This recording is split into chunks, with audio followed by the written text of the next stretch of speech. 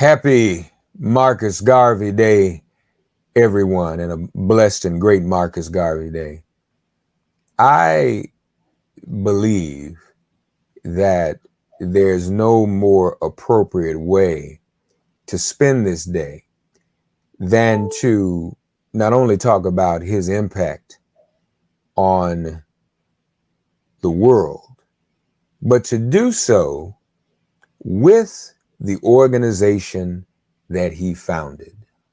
Because believe it or not, it's still around. We want to hear about that and hear about the importance of this Marcus Garvey Day from the first assistant president general of the Universal Negro Improvement Association and African Communities League, the first assistant president general, our brother, joining us from Queens, Brother Raymond Duguay. Brother, Mr. First Assistant President General, how are you?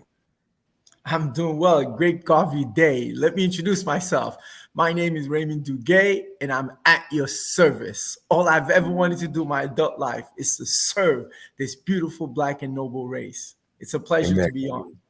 And a great Garvey Day to you as well. Thank you for joining us on this Garvey Day. How do you normally celebrate this day? What does this day normally mean to you? It's the holiest of holiest day of obligation. Let me give you an example. Last year, it was on a Tuesday, and I had COVID. I had been inflicted with COVID since August 2nd. I was sick in bed. I couldn't even get up, my dear brother.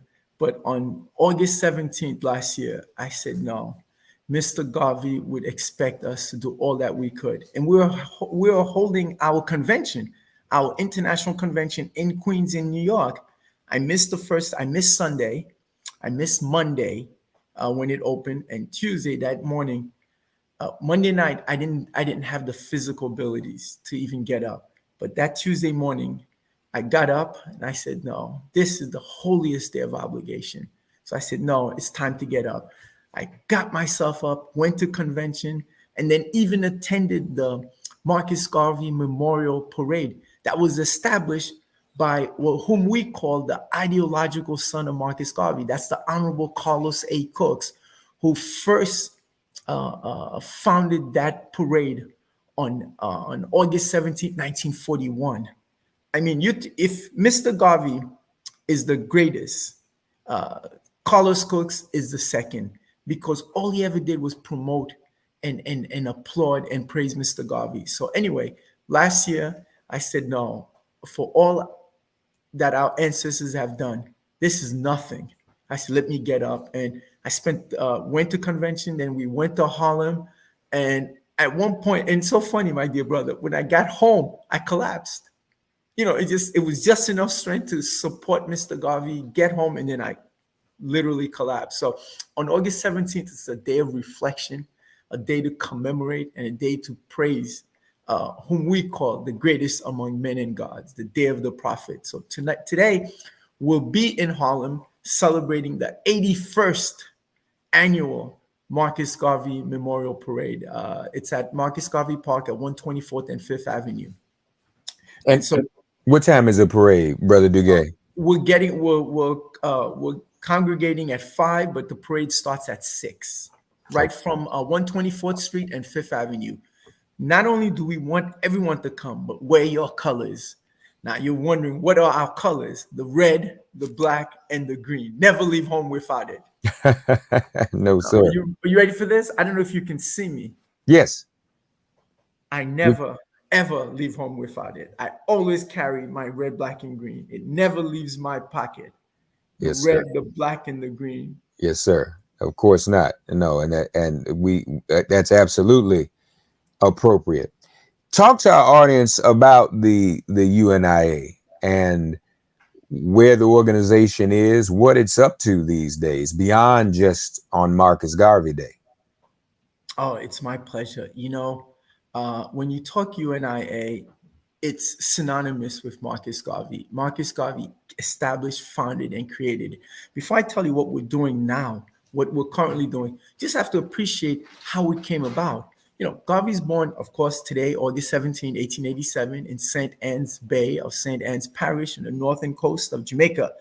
And he's fortunate enough to be born in a household where reading is encouraged, where reading is part of the household. Because check this out, Garvey's born 1887. In 1883, there's a census done in Jamaica. Of 250,000 Africans in Jamaica, less than 22,000 can read and write. You're talking 8.8%. But he's fortunate enough to be born in a household where not only is reading encouraged, but reading is a part of the household. His father is a big time reader, even though his father was a stonemason. Always encouraged Mr. Garvey to read, and the father had a library. So Garvey is already entrenched with uplifting the mind, always expanding the mind. Anyway, by 1900, he's like 13, 14 years old, going on 14. He is, I don't want to use the word forced, but due to financial constraints, he leaves school. And what does he do? He gets apprenticed into a printer, Alfred Burroughs, who's in St. Anne's Bay. Excuse me. And get this, Alfred Burroughs even has a bigger library. I mean, well, he's a printer, he's a reader. And so Garvey is going to become a printer. Anyway, 1906, 1907, January 1906, a big earthquake damages the northern coast of Jamaica. Mr. Garvey realizes there's limited economic opportunities. So he leaves St. Anne's and travels to Kingston. In Kingston, he's going to immerse himself and get involved. He's going to meet a whole bunch of people. Sandy Cox. He's going to really, Dr. J. Robert Love, the single most important mentor to Mr. Garvey, because it's Dr. J. Robert Love who's going to personify Black nationalism. When Garvey says the Black skin is not a badge of shame, but rather a glorious symbol of national greatness, that is completely and entirely borrowed from Dr. J. Robert Love. Anyway, let's move on. Now in 1910, Mr. Garvey has this great idea. He's immersed himself in the upliftment of Black people. He's got really great ideas, but he keeps running out of money. Finances, economics is a big deal. So he comes up with this scheme. Why don't I leave Jamaica, immigrate? He's going to go to Costa Rica. Like a lot of us from outside of North America, we think we're going to immigrate other places, make tons of money, and then go back and build the movement. He goes to Costa Rica. He's going to end up working for United Fruit Company. The best way to describe United Fruit Company is this. They were CIA before CIA. I mean, overthrowing, destabilizing it. They were the largest employer and landowner in Central and South America. The term banana republics, they created it because they were growing bananas and they were creating republics. I mean, they would just outright overthrow these places. Anyway, so from Costa Rica, he runs into trouble. He organizes Black people. No, we don't have to accept these conditions. We need to organize, pool our resources. It falls on deaf ears. The authorities come after him. He leaves Costa Rica and he goes to Panama. Goes to Panama, he starts another newspaper. In Costa Rica, it was La Nación. In Panama, it's La Prensa. Tries to organize Black people. It doesn't work out. So after Costa Rica and Panama, he visits Venezuela, Colombia, Ecuador. He even works in the copper mines of Bolivia. What does Mr. Garvey see? Black people at the bottom. Black people denigrated, exploited, discriminated, attacked, violently brutalized. He forms his vision. He says, wow. He says to himself, this is not happen chance. I saw it in Jamaica. Everywhere I go, I see it. Guess what? It's a universal system. So he says, guess what? I'm going to create a solution, a remedy. He's going to call it the Universal Negro Improvement Association. That's 1910 to 1912. Of course, he runs out of money. He gets back to Jamaica at the beginning of the year of 1912. He's got to come up with other ideas. And get this, in April of 1912, he's still in Jamaica. The Titanic, the world's greatest, biggest, baddest, most sophisticated, the biggest thing ever on the planet, it sinks off the coast of Newfoundland. And get this, my dear brother, the Titanic was owned by the White Star Line. So Garvey's thinking, whoa, whoa, white people own White Star Line. He says, okay, I got you. I'll get you later on. Anyway, so by the end of the summer 1912, he leaves Jamaica. He goes to Europe. He's going to visit England, Scotland, Wales, France, Spain, Germany. What does he see, my dear brother? Black people at the bottom. And then he meets other people. He's going to meet Duze Muhammad Ali. He's going to meet the black seaman who's going to tell him about the Ashanti Wars, how the British Empire used black people to go kill other black people. All of this he's forming. And then when he stumbles upon Duze Muhammad Ali, the second most important mentor, he does incredible amount of research. He goes to the British Museum. He learns everything there is. I mean, Garvey is the real deal. He's got the solution. And he says, okay, I need to go back home. Plus, he's running out of money. I need to go back home and create this organization. And while he's on the ship, traveling from England back to Jamaica, he meets a West Indian brother who's married to a sister from at the time called Basuto land. Basuto land is that part of Southern Africa that's completely engulfed. It's the only country on the planet that's completely encircled by another. And the brother tells him the horrors of colonialism, how black women are raped, violated, how white men just for fun, when there's a pregnant black woman, when they want to determine, they play a game to determine the gender of the child. What they do, they kill the black woman and cut open the fetus. I mean, Garvey goes home. I mean, he goes to the cabin and he cries that night. He said, my God, our people are in really deplorable state. I've got to come up with it. And that's how he comes up with the term, the Universal Negro Improvement Association and African Communities League. He had the term conservation and imperial. He's going to eventually remove them. Get this. So now he's going back to Jamaica. July 2nd, the ship stops off in Port of Spain, the capital of Trinidad. Get this, my brother. He goes out and he walks the streets of Port of Spain on the port. Nobody knows him. He's just a regular dark-skinned black man in Port of Spain. This is 1914. Are you ready for this? In 5 years, there will be no name bigger in Trinidad than Marcus Garvey. This is amazing. He walks the street. Nobody knows him. He's just a regular dark-skinned black man walking in Port of Spain. Anyway, he gets to Jamaica. Like July 13th. And then July 20th, he calls for the meeting. He starts it. Anyway, at the time, he had been introduced to Booker T. Washington because while he was in England working at the African Times and Orient Review under Duze Muhammad Ali, he learns about Booker T. Washington, who says, up from slavery. He says, get up, tie your bootstraps and do work. And this is what Garvey wants to do. He wants to create a vocational institution similar to Tuskegee.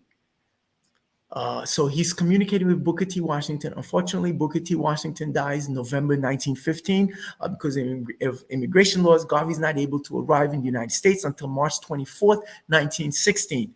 As soon as he gets here, he gets sick, of course. He catches the flu, but after a week, he's up and around. Mr. Garvey enters New York City. He doesn't even have $10 on him. This is 1916. In 3 years, Garvey's got an economic empire. How does he do this? Garvey's going to tour 38 states of America, of North America. He speaks to black people. He reaches their soul. He tells them, he gives us a backbone. He says, up, you mighty race. You can accomplish what you will. Garvey's going to create the Negro World newspaper. He's going to, and then get this, and then, he does this sequentially. He builds upon it. He starts the first UNIE division outside of Jamaica in May of 1917. As he reaches our people, it's like soul music. It's like the gospel according to Garvey. My brother, what happens is we may not know the solution, but we have an idea what it should be. Garvey tells us the black skin is not a badge of shame. He says black is beautiful. He tells us our history. He says, get this. You were the kings and queens of the planet, the first mathematicians, the first historians, the first engineers, the first physicians, the first surgeons, the first agriculturists, the first accountants, the first musicians. Black people saying, really? He said, yes.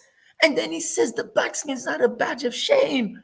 And then he's going to create black dogs. Anyway, what platform does Garvey use to entice and bring us? It's called race first. He says, no, everybody does it. We don't do it because we've been discriminated, enslaved, colonized, and beaten down. He says, God must look like you. Your concept of beauty must be you. But you know what, my dear brother, all of that would have fallen on deaf ears. What does Garvey also do that nobody else has done? By the way, not much of what Garvey says is unique. A lot of people said that before. You had Martin Delaney. You had John Edward Bruce. You had so many. You had Bishop McNeil Turner. You had Alexander Crummell. You had a whole bunch of people. Henry Highland Garnett. A whole bunch of others. Dr. J. Robert Love. All of these people, they all said the same things. And Garvey tells you, he's not unique, but Garvey puts it together. He says there are two concepts. There's racial uplift, but more importantly, self-reliant. See, you can't be self-reliant and begging white folks for a job or begging anybody for a job. Can I get a job? No, create your own job. No, how do you create your own job? But get this, you already have the wealth. You just don't know it. How many statistics have we read? Get this, in 2017, in the United States of America, we black people, not even 45 million. And the reason why I use 45 million is to compare and contrast to another country. We're like at 42 million people in these United States, but let's call it 45 million. We spend in 2017, $1.3 trillion. We black people, if you look at just that amount, 1.3 trillion, that would be the 12th largest economy on the planet. And get this, let's compare and contrast that to the Russian Federation. The Russian Federation, with 135 million people, 3 times the number of 45 million, they only produce 1.286 trillion. Isn't this outrageous? Not even 45 million black people in the United States of America, we spend more than the Russian Federation makes. And this is the owners of the second largest number of nuclear armaments and warhead. I mean, this is amazing. But Garvey always knew this, that we black people in North America, we are so intertwined, so engulfed, we have so many the assets, we just don't know it. In fact, I would extend this, brother, that the reason why we have so many assets, the reason why we have so much money is to give it right back to the master. I suspect if we ever do this on our own, all of a sudden we'll all be unemployed. You know what I mean? All of a sudden it's going to come down. But guess what? What Mr. Garvey says, men who are in earnest are unafraid of consequences. Bring it on. Anyway, so Garvey comes up with an economic program. What's his first program? The Black Star Line Steamship Corporation. Get this. He's going to get black people to give up $5 to buy a share. So you say $5. What does that mean? Well, we're talking 1919. Get this. In 1920, black people were making between 25 and 40 cents per day. If you use the maximum of 40 cents per day times 5 days a week, that's $2. Black people making at most $2 a week. And Garvey's going to convince us to give him $5. Why do we do that? It's called sacrifice, belief that a better day's coming. So he charges $5 for his shares. And you ready for this? He's going to use, when he creates the Black Star Line Steamship Corporation, he capitalizes it at $500,000. What does that mean? He says, when we reach $500,000, we close the stock and no more trading, no more purchase. Are you ready for this? In 3 months, Garvey raises $600,000. So he says, I'm no one's fool. I can't keep it at $500,000. So he recapitalizes it at $10 million. Now, let me give you an idea. What we're talking about, cost of living adjustment. Garvey's going to buy his first ship, the SS Yarmouth, which he's going to rechristen SS Frederick Douglass. He buys that first ship for $165,000 cash, no IOU, no loan. If you use a 5% cost of living adjustment, That $165,000 in 1919 is equivalent to $17.4 million in 2017. This is the type of money Black people were giving to Garvey. That's the first ship. The second ship, the SS Shadyside and the SS Kanawha, Garvey is going to purchase and renovate them for another $200,000. That $200,000 using the same 5% cost of living adjustment is $22.5 million. Meaning those three ships, Garvey's got equivalent of $40 million. Where does Garvey get this money from? From us Black people. We have it. We just don't know it. It's mismanaged, and there must be inculcated in us a self-hatred where we give everybody else the money. We never see the need to build our own. Anyway, Garvey creates the Black Star Line Steamship Corporation. It's bigger than big. Can you imagine in 2022, if a Black-owned ship, 2022, came into the harbor, we'd all be ballistics. We would all be saying, my God, Black people own this? But move that 100 years ago, 1922. This is incredible. When the ship comes into Panama, I mean, it departed from Harlem Harbor, 135th and Madison, from the Harlem River Drive. From there, it gets to Panama. Black people could not believe it. The president of Panama closed the country. He said, we have to celebrate. People got dressed in their very best. Some people even got married on the ship. They figured we're going to heaven. Our Redeemer is here. We're going to part the Red Sea and we're going to the promised land. This is what the impact Garvey had. And get this, when the ships, after Panama, it goes to Cuba. In Santiago de Cuba, they raised $50,000 in one day. People were just buying shares. I mean, and what is $50,000 in 1919? Well, with the 5% cost of living adjustment, you got to multiply by 110. That 50,000 is worth 600,000. That's more than half. Can you imagine that, raising more than $500,000 in one day? We couldn't do that now, even if we got free money. This is the type of impact. Black people believed in Garvey. He had the solution. So it's not just racial uplift. It's the self-reliance. You put those two together and you naturally form the ultimate nationhood. Don't look at ourselves as from the Bronx or from Queens or from Trinidad, Jamaica, Haiti, Nigeria, Ghana. We're one people. One love, the one God, one aim, one destiny. Okay, Garvey doesn't stop. Why does he have these ships? The ships are for two reasons. Number one is for travel. We were paying first class prices, but treated third class. We couldn't eat in the dining room. We couldn't use the regular bathrooms, and so Garvey knows this. So he buys a ship for us to travel. But that's the first reason. But the second reason why he buys these ships, and the most important reason, is for commerce and trade. Whoa. So you ask yourself, if Garvey's going to commerce and trade, what is he going to commerce and trade with? Commodities and products. Well, then he's got to go build them. Negro Factories Corporation. He's really thought this through. He's going to build an economic empire. There are three segments of life. There's culture, there's economics, and there's politics. One is more important than the other two, and that's the economics.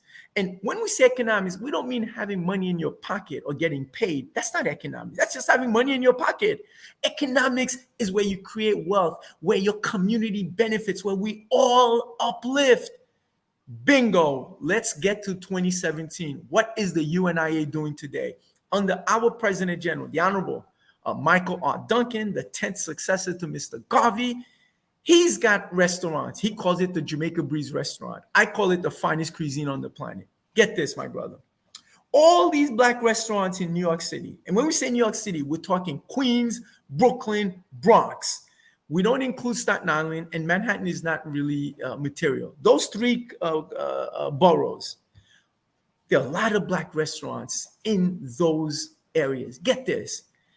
Every Black restaurant that is in business, meaning they don't even have to make money. All they got to do is be open for business.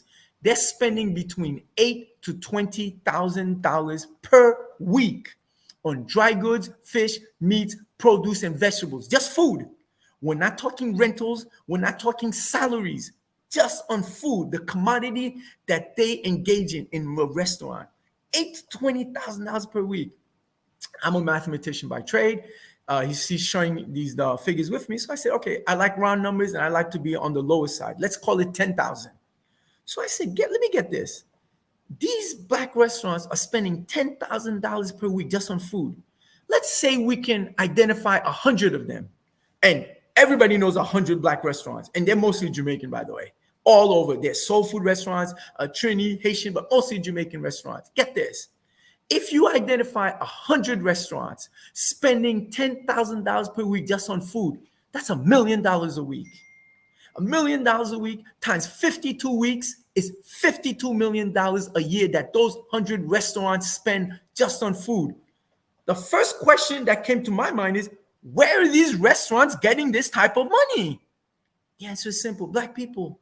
See, unlike Chinese restaurants, unlike Thai restaurants, unlike Mexican restaurants, the only people that support and patronize black restaurants are black people. You don't get others coming into black restaurants. It doesn't happen. So I said, let me get this. Black people have this type of money? Well, they must be, because these restaurants are in business. So I said, wow, that was the first question. Where are these restaurants getting this money from? The second question is, who is distributing and providing these foods to these black restaurants? And the answer is not us. So I said, gee. So we both looked at each other and we asked ourselves, what would Mr. Garvey do? Would he create an entity to go protest and denounce and ask for a cut of the pie? Or would he go out, create a corporation, issue shares, build his own, and the rest is history? We say we know what Mr. Garvey did because we know what he did. And get this, by the way, your President General, that's the Honorable Michael R. Duncan, he freely admits and confesses he's the biggest Garvey plagiarizer ever. Nothing he does is new.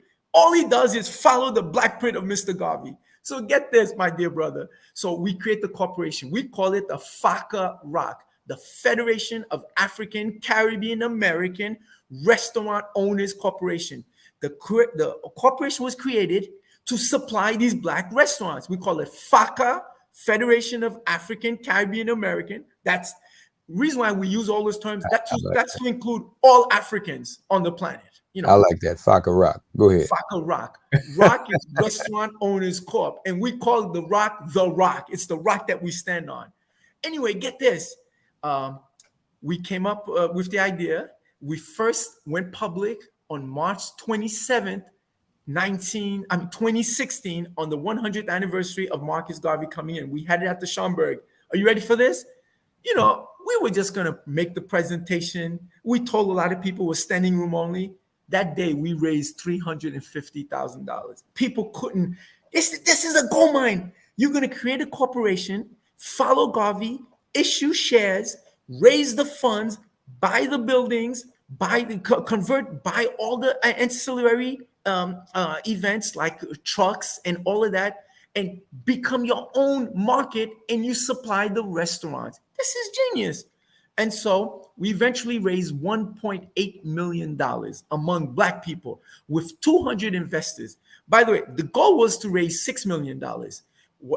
My goal was simple. 10,000 of us, we each buy one share. Oh, how did we come up with the share price? Our share price is $600. How did we come up with that? Again, we're Garvey plagiarizers. Garvey came up with $5 in 1919. If you apply the 5% cost of living adjustment, that $5 in 1919 became $600 in 2017. So we haven't done anything. I mean, I'm so proud to admit I'm a plagiarizer of Mr. Garvey. Everything. Anyway, so we charged $600 per share. The goal was 10,000 Africans, each buy one share. We raised $6 million. Well, that didn't go to plan, but we did raise $1.8 million with 200 investors. And We started slowly. We had to learn the business. By the way, it's a 15,000 square foot warehouse. It has all the dry goods, fish, meats, produce, vegetables, and drinks you can imagine. It's a stable now community. It's located at 13205 Merrick Boulevard, inside of Belknap Street in Jamaica, Queens, 11434 zip code. The red, black, and green is prominently displayed. We created jobs. Now, we need to get our supplies from other places. You know, most of it is from North America, but a lot of our supplies, materials come from Jamaica, come from Ghana, come from Nigeria. What does that mean? In Jamaica, we created 19 jobs. And what does that mean in Ghana? In Ghana, we created like 5 jobs. In Nigeria, another 10 jobs. But then we keep thinking, hold it, why are we going to be dependent upon those that grow these products and provide it to us? Why don't we do it ourselves? That's the natural conclusion. So we built our own farm in Liberia. It's called Liberty Farm. It's 75 acres. And then we're in negotiation now for another 3,000 acres to grow rice. Get this, my brother, just to show you how completely dominated and occupied we are as a people. In Africa, the Caribbean too, but let's talk about Africa. Do you know the country that we know well is Liberia? Do you know that 85% of their food is imported? Everything grows in Liberia. You just throw it on the ground and it grows. How do we know that? Firestone. Firestone became a mega company because of the rubber in Liberia. All you need to do is throw it on the ground and it grows. So, but if that's the case, how is it 85% of the food is imported? Because, I don't know how best to say it. They're practicing race first for their people, and that necessarily means keeping us down, exploiting us, making sure we never expand, and making sure we fight each other all the time. We're always arguing, creating civil wars. Get this. There is not one black company. There's not one black country. There's not one black entity that makes weapons. So whenever you see we black people fighting each other, you have to ask, who's making the weapons? We don't. We don't even make weapons. So how can we be fighting? It means we're dependent upon those to sell it to us and give it to us. And you know what? All of this we've got. So anyway, we've got the farm. And then guess what? On the farm, it's in a community, Grand Bassa County, outside of Monrovia in Liberia. But get this, there are people living there. So at one point, we had 82 workers on the farm. I mean, we're the biggest employer in Grand Bassa County. That was to build the farm, to dig it up, raise it. Now we've got something like 19 employees. But here's what's more important. You've got communities and children there. We had to build a road. Of course, we called it the Marcus Garvey Drive. Again, not being too original. Everything is plagiarism here of Mr. Garvey. And so that road that we built, 2 miles long, connected 3 communities that could never communicate. But these communities have children. The children need occupation, need things to do. So we built a school. It's called, my dear brother, guess what's the name of the school? The Marcus Garvey School. Marcus Garvey Academy. I mean, with us, there's no mystery. It's so simple. So we wrote books. We create curriculum. I wrote some of the books, and I'm very proud. We sell it at the Rock. The Restaurant Owners Corp is our marketplace. So the answer to your question, what is the UNIA doing recently? We built the Rock. And are you ready for this? We went live publicly in 2016. We opened May 27, 2017. And then last year, we issued dividends. Do you realize Mr. Garvey never got a chance to issue dividends because the government had crushed him? We actually issued dividends of 6.4% rate of return. And when do we issue dividends? Again, nothing should amaze anybody. August 17th is the holiest day. So that's a day of celebration. So we issue dividends August 16th, the day before Garvey's birthday. So, we give you money, and then on the 17th, you can hold yourself proud. So dividends were to be issued yesterday, August 16th. Our CPA is not he's not on target, but we will be issuing before the end of August. But we always issue dividends the day before the holiest day of obligation. So Wow. what have we done recently? We built the Rock, created jobs, and you know what else has happened at the Rock, my dear brother? A lot of people in the community have come up with ideas. Whoa, this is the marketplace. Mr. Duncan, if I have an idea for a product, will you sell it? Of course, we'll sell it. We've got, I don't know if you can see this in my hand, is Alpha Alkaline 9.5 pH water. This is one of our biggest investors. They bought the machine, they processed the water. We sell it at the Rock. We sell shea butter at the Rock. We sell herbal because now the Rock exists as a marketplace. And then get this, we've got 200 investors. We need to get to 300. Why is 300 the magic number? To start a credit union in North America, you need 300 individuals interacting together to apply for it, because eventually we have to have our own financial institution. Why must we depend on others? You know, Arabs work with each other, Chinese, Korean. Get this, if you heard of Kennedy Fried Chicken all over New York City, Yes. that's owned by Afghan refugees. After Afghanistan had their war, when they came in this country, they pulled their resources and they created Kennedy Fried Chicken. But here's the one thing a lot of us always kind of forget. All these others can come in our community and make money. All the Koreans, all the Arab, all Afghan, all Chinese, but we don't make money in our community. Now, Garvey's got a solution. He says race first. And He says, we eat the chicken. and of course we eat the chicken, you know, and we will. So the point is, why do we have to depend on others? But the difference is, if you're inculcated to hate yourself, to never trust yourself, to always argue and say, oh, I don't trust that brother. I don't like the way the brother looks. I don't, the sister's not right. If always that's inculcated in you, you will not take a chance on believing in your people. See, these other groups, they don't have that problem. They may not have any money, but they don't have any self-hatred. So they get together. You know, out on Hillside Avenue in 160s, 170th Street, at a part that's called Jamaica Queens, or that part is called Jamaica Queens, you've got a Bangladeshi and Pakistani community. I've seen it. In 20 years, they went from nothing to owning everything. They're practicing race first. So, and they can do that because there's no self-hatred. But ours, you know what? Let me say this. This self-hatred is functional. It's functional for the other side. That's why they have to inculcate it. We'll never take chances on creating our own businesses. We never trust each other.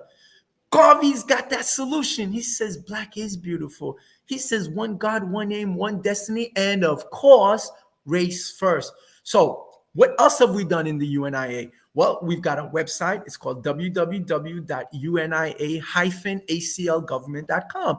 We run and operate a youth program for soccer. We call it the Rosedale Soccer Club. And my dear brother, this is I'm putting you on the spot. What do you think the colors of Rosedale Soccer Club are? I must be red, black, and green. I mean, you know, with us, there's no mystery. There's no mystery. Everything is so predictable. So we run and operate the Rosedale Soccer Club. That's from youth ages 5 through 13. We have, I said, the Marcus Garvey Academy that exists in Africa, but it's also virtual in terms of teaching and providing lessons. So we have big plans, but our biggest plan now is that credit union. Credit union. You know, why do we have to depend on others? You know, we can do it ourselves. Everybody else is doing it. So let's do it for ourselves. So, and then, one more thing important. We travel to Africa twice a year. Well, for example, when I traveled in 2020, I stayed there for over a month. I was teaching. I built the curriculum for the Marcus Garvey Academy. So we're leaving September 30th. By the way, we created our own travel agency. This one, I'm going to tell you what the name is. It's called the Black Star Line Shipping and Travel. Again, following and plagiarizing Mr. Garvey. You know, when Garvey creates his ships, He says to himself, let me get this. The biggest, baddest ship ever on the planet, the Titanic, was owned by the White Star Line. So what is Garvey going to call his ships? He's got no other choice. The Black Star Line. What does he call his nurses? The Black Cross nurses. What does he call his paramilitary? The African Black Legion. What does he call his pilots? The Black Eagle flying the pilots. Everything is black, and that's it. And here's the other thing. Let me tell you some well-known black newspapers. You got Amsterdam News. You've got the Crisis. You've got the Crusader. You've got the Defender. You've got the Emancipator. You've got the Guardian. You've got the Liberator. And I forget, there's two more. It escapes me. Garvey comes on the scene. He says, cut the bluff, man. Call it for what it is. What's he going to call his newspaper? The Negro World. There's no confusion to what he stands for. It's front and center. We are black. We are proud. All of this. And then in the Negro World newspaper, he's going to have black history pages. He's going to call it African King, African Queen. They're going to have a black woman page. He's going to have arts. In fact, you want to talk about the Harlem Renaissance? It can't happen without Garvey. It cannot happen. All of these authors, playwrights, and poets, they all got their start through the Negro World newspaper. In fact, you want to talk about the Negro World newspapers had the finest set of editors and writers. It had T. Thomas Fortune. It had John Edward Bruce. It had Hubert Harrison, W.A. Domingo, everybody. And of course, Marcus Garvey. Everybody, Huchishwa Mujal, everybody went through there. What's his name? The brother, J.A. Rogers from Superman to Man, he wrote on the Negro World newspaper. And what's his name? Garvey plagiarizer. He is a real plagiarizer. Dr. Carter G. Woodson. Let me say this. I don't want to diverge, but I got to tell people this. In 1920, at the first international convention of the Negro peoples of the world that Garvey holds in 1920, August 1 to August 31. I mean, he's got 25,000 black people committed for 31 days. This was nation building. This was a government in exile. Anyway, there are 12 complaints and 54 articles in the Declaration of the Rights of the Negro Peoples of the World. Article 39 states that the colors of the black race, he used the word Negro, the colors of the black race shall be red, black, and green. So that flag that you see, it's not the Pan-African flag, it's not the black nationalist flag, it's not the African-American flag. It is the official flag of the UNIA. And it was given to us on Friday, August 13th, 1920. That's Article 39. Article 40 is the universal Ethiopian anthem. So lift every voice and sing is not our anthem. We have our own anthem. It's Article 40. It's the universal Ethiopian anthem. But more, Article 49 of the Declaration of the Rights of Negro Peoples of the World, it says black people should have black history.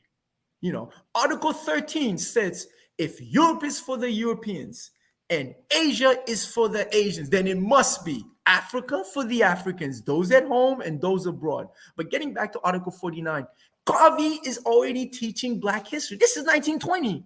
He starts his newspaper 1918. They already have black history. So when Dr. Carter G. Woodson in 1926 starts Negro History Week, plus he worked at the Negro World newspaper, we call that plagiarism.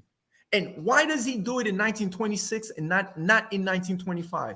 Because Garvey is going to be brought up on trumped-up charges. The trial ends in June of 1923. Garvey fights it. He starts his incarceration February 8th, 1925 at the Atlanta Penitentiary.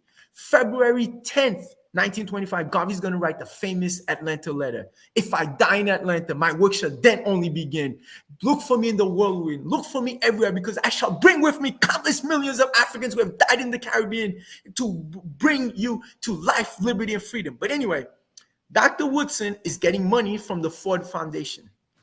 He can't start Black History in 1925 because Garvey's just starting prison. Black people were ready to kill. Ready to kill, because we knew it was a travesty of justice. So he waits till a year later, 1926, to start Black History, well, Negro History Week. It was between the birthdays of Abraham Lincoln and Frederick Douglass. And eventually, 1976, Gerald Ford, President of the United States of America, makes Black History Week into Black History Month.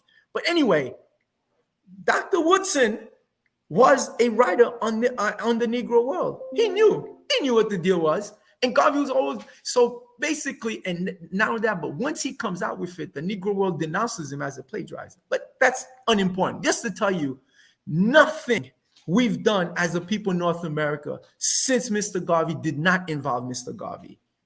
You want to talk about civil rights and all that stuff? Look. Yeah, let me give you an example. Look at the Montgomery boycotts, 1955, 1956, December, right? What's this? We're begging, oh, please, master, give us, let us ride your bus, as regular humans. What would Garvey have done? Create your own bus system. What do you need them for? You were the one paying for it. In fact, 2/3 of the bus riders were Black people. You were already paying for it. See, this is how race first frees your mind. Where you say, hold it, what am I doing? I'm begging to be exploited? I'm begging to be discriminated? Nah, I'll do it myself. Let me build my own bus system. And this is the gospel of Garveyism. And that's why we call ourselves the biggest plagiarizers of Mr. Garvey. My brother, you are a true font of knowledge, and you have enlightened us for sure on this day. I'm going to go back for a minute, though, because what you said something, sometimes it's the little things, folks may not amplify. You talked about all the countries he went to before Marcus Garvey went to, before he came here to America. And many of those countries were and are today Spanish-speaking countries. He went there and saw, as you said, Black people toiling, struggling. Yes. So now it's interesting, though. And again, this goes back to how we forget ourselves and we absorb self-hatred. Many in those Spanish-speaking countries today, many of whom are darker than you and me, no longer consider themselves Black. And some of us don't consider them Black either. So when you said that, I hope people caught that's what Garvey was dealing with, and that is how things were. Can I say this? Please. I have to say this. Watch this. Outside of Africa, take Africa out of the equation. The place where the largest number of Black people is Brazil. Brazil's got over 110 million Black people. After Brazil is United States of America. We're close to 45 million. After America, the next place where Black people is found the most is where I was born, Haiti. You pronounce it Haiti. After Haiti is Dominican Republic, both close to 11 million. After that is Colombia.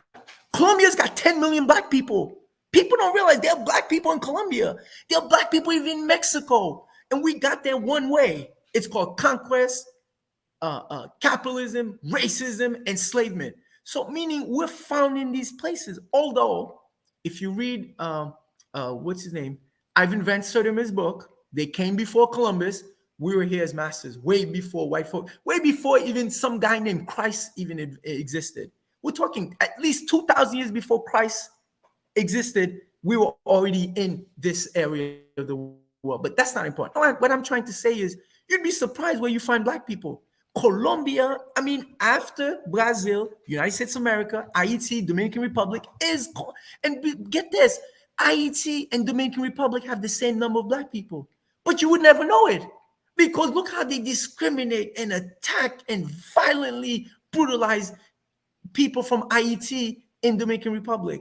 So yes, that's important to realize, and as I said, it's functional. We as Black people, we exist to serve master. That's it. And this is why Garvey is so irrelevant, because it's still the case.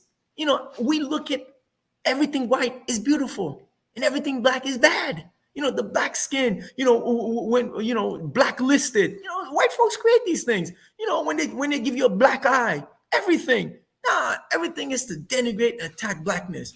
But Garvey comes along and he says, Black is beautiful. And not only does he say that, which is important, he backs it up. See, you can't go around and saying, I'm proud and I'm Black and you're a chump. You beg for a job. No, you've got to build your own. You've got to have your own. And that's why Garvey is important. So on this day, the holiest of holiest days of obligation, that's the gospel of Garveyism, that it is still relevant, that you must embrace one God, one aim, one destiny, and of course, race first. My brother, this has been an incredible history lesson for all of us, and we thank you. But we all lift up our brother today because he has all that history inside of him, and he gave us a timeline of the Honorable Marcus Mosiah Garvey today, unlike one we've heard before. If people are interested in getting involved with the work the UNIA, the Universal Negro Improvement Association, African Communities League is doing, how do they do so? Okay, and that's the conclusion. If you like what you hear, if you want to embrace this, join the UNIA. Come to the parade today. We'll have membership forms, but you can reach me. I'm available 24/7, and I do mean that. You can call me anytime. You'll catch me. Can I give out my number? Well, this is streaming on social media, so it'll be out there in the public. I don't know. I mean, if that's what you want to call me, you can call me, because you know what? I just want to recruit. Now, you can go to our website, www.unia-aclgovernment.com. Everything is there, and you can reach me there. But get this, we also have a radio show that I forgot to mention. Every Monday and Tuesday night from 8 to 9 p.m. on WVIP 93.5 FM. They call it Irie Jam Radio. But every Monday and Tuesday from 8 to 9 p.m. on 93.5 FM, the President General and I host a radio show. We call it Community Focus. And let me just take 1 second to say this. How do we pay for this radio show? Do we beg others? Do we count on advertisers? Nah. From the Jamaica Breeze restaurant profit, the President General uses that profit to be on the air. And that's how we built the rock, through the airwaves. And this is how we build the UNIA. So number one, please join the UNIA. Go to our website, www.unia-aclgovernment.com. You can listen to us on the radio every Monday and Tuesday night, 8 to 9 p.m. on WVIP 93.5 FM. Or you can go to www.iriejamradio.com and follow us live on Monday and Tuesday. Or you can come to the parade today. It's at Marcus Garvey Park. We assemble at 5. We start marching at 6 on 124th Street and 5th Avenue. We'll have memberships. I'll be there carrying my colors. In case you don't know my colors, red, black, and green. The only colors that we love. And finally, I'd like to give out my phone number. Can I give it out, my dear brother? It's up to you, brother, if you're comfortable. I'm comfortable. It's 718-570-7350. Again, 718-570-7350. We've written books. We're working on our documentary on Garvey, and we've been featured on the Cultural Caravan TV productions. It's on Sundays on either Channel 25, if you have that cable service. Last Sunday we were on discussing Garvey, and this Sunday we'll be on discussing Garvey. So please join the UNIA. By the way, Garvey had 12 million members. This is outrageous. No Facebook. No Facebook, no internet, no email. Nothing. 12 million members. No phone, really. You giving out your phone number. He couldn't get on TV and give out his phone number, could he? And that's something. And it is also, I understand, evidence that the UNIA's presence in South Africa, yes, sir, led to the founding of the African National Congress. Absolutely. You want to talk about the extent of Mr. Garvey? Jomo Kenyatta became a disciple of Mr. Garvey. Kwame Nkrumah, his name was Francis. After he read the philosophy and opinions of Marcus Garvey, he realized he was a true African. He said, get rid of that name. He changed from Francis to Kwame. You go to the first Governor General of Nigeria, and what's the brother's name? Azikiwe. Nnamdi Azikiwe, he was working with Kwame Nkrumah in Nigeria teaching. They both became Garveyites. You want to talk about the Honorable Elijah Muhammad? He was a member of the Detroit UNIA. And you want to talk about Malcolm X? Both of his parents, his mother and father, were staunch UNIA. Get this, in 1922, when Mr. Garvey went out and visited the Midwest, he stayed at Malcolm X's parents' home. He wasn't even born until 1925. No. And when, if you ever read the Malcolm X, the autobiography of Malcolm X, read it. The first 6 pages, the very first paragraph, he talks about Marcus Garvey. The first 6 pages, every page, there's a tribute to Marcus Garvey. And he's talking about how his father, like on weekend, during the week, the father was meek and mild. But on weekends, when he had the UNIA meetings, he was like a thundering black man. And they always carried life-size pictures of Mr. Garvey. So his extent is universal. And that's why we call him the greatest among men and gods. And today is the holiest of holiest day of obligation. Please come out and support Mr. Garvey. Come out, if those of you who are in the New York City area, come out to Harlem and march. And last thing I have to tell you, the group that owns the license to the parade is the ANPM, the African Nationalist Pioneer Movement. So your listeners are probably wondering, well, that's not UNIA. Why are you guys involved? The ANPM was established by Carlos Cooks, the ideological son of Marcus Garvey. He waited patiently after Mr. Garvey died. He didn't like the direction. He saw the decline of the UNIA. So he went out and created his own organization. But let me tell you, it's UNIA front, back, and center. Everything. And all Carlos Cooks ever did was to promote and praise Mr. Garvey. So he is the ideological son. And so because of that, we cede authority to the ANPM because we're one and the same. There's no distinction. Amen. My brother Raymond Duguay of the UNIA ACL, the website, UNIA-ACLgovernment.com. Wonderful website too. I'm looking at it myself.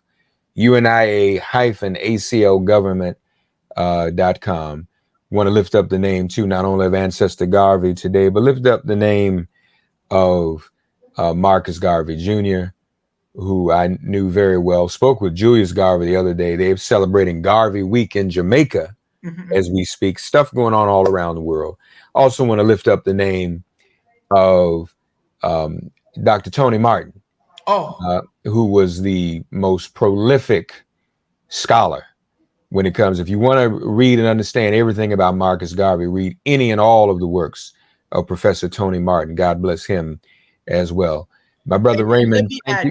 Let me add, I highly recommend Race First, the ideological struggles of Marcus Garvey and the Universal Negro Improvement Association. Or if you can't do that, go on the any of these search engines on the website, on the internet, enter Dr. Tony Martin interview about Garvey. Yes, sir. Anything. Yes, sir. Raymond Duguay, happy Marcus Garvey Day, my brother, and thank you for joining us here on Make It Plain. Thank you. It's my pleasure. Please join the UNIA. Have a good day.